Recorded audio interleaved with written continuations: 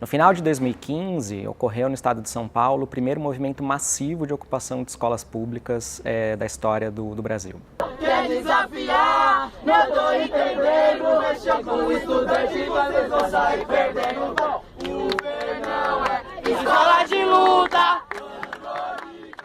Em 3 semanas, já tinham sido ocupadas 203 escolas em todo o estado de São Paulo. Para entender esse movimento, a gente escreveu um livro chamado Escolas de Luta. A gente entrevistou 30 ocupações, coletivos autonomistas, uma defensora pública, um promotor de justiça. A gente também analisou artigos de jornais, páginas de Facebook mantidas pelas ocupações e também decisões judiciais. O governador Geraldo Alckmin suspendeu a reorganização escolar do ensino estadual na tarde desta sexta-feira, 4 de dezembro. Mas entendemos que nós devemos aprofundar o diálogo. Os secundaristas paulistas, eles conquistaram uma vitória parcial, porque o objetivo deles era o cancelamento.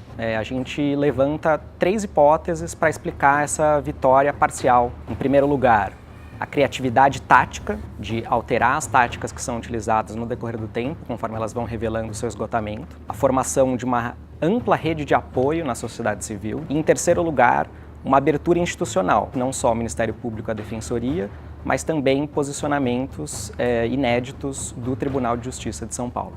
A tática da ocupação de escolas, ela se espalhou por diferentes estados em todo o Brasil no final de 2015 e no decorrer do ano de 2016.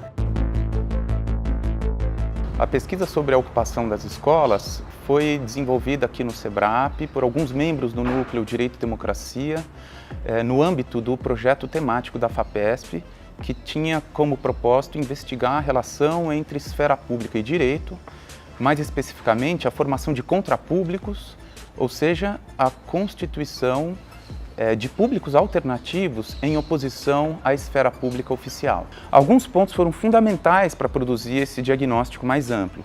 Primeiro era compreender os conflitos em cada um dos estados, a especificidade que eles tinham, né?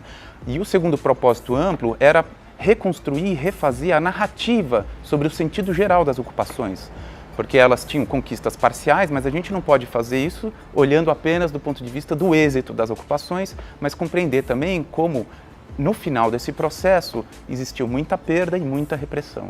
A gente pôde traçar experiências comuns das ocupações em relação à experiência política, à forma de autonomia, à solidariedade e à horizontalidade que foi comum a muitas delas. Por fim, também foi importante nessa pesquisa entender temas transversais, como, por exemplo, questões de gênero, questões de raça, sexualidade e também o tema do direito.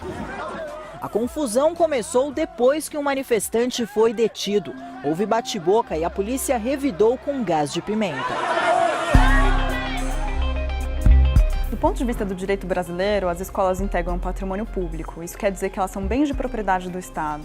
Assim, a reação dos estados em relação às ocupações foi com a entrada de ações de reintegração de posse para desocupar esses bens. A gente não tem nessas ações essa discussão se tem direito ao protesto, se tem direito à desobediência civil. E pela primeira vez o Judiciário Paulista começa a considerar esses direitos em suas decisões.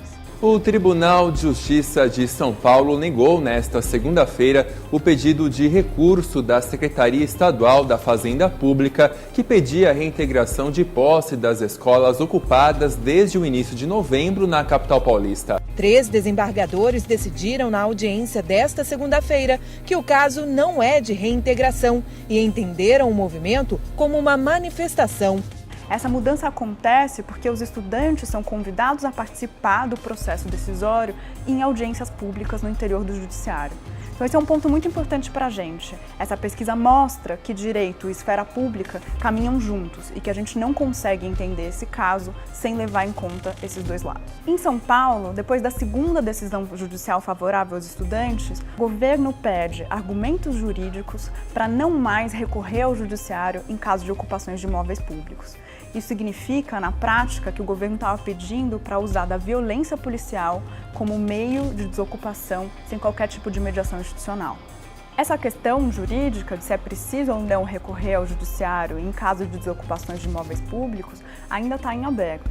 O Supremo Tribunal Federal ainda vai decidir essa questão. Diante do cenário atual e da violência utilizada nas desocupações, é muito provável que essa questão jurídica se resolva com restrição de liberdades. E isso é muito preocupante para a democracia. Fernão é escola de luta, Andrônico é escola de luta, Ana Rosa é escola de luta. Fica preparado que se fecha nós ocupa, vai, vai. Antônio Viana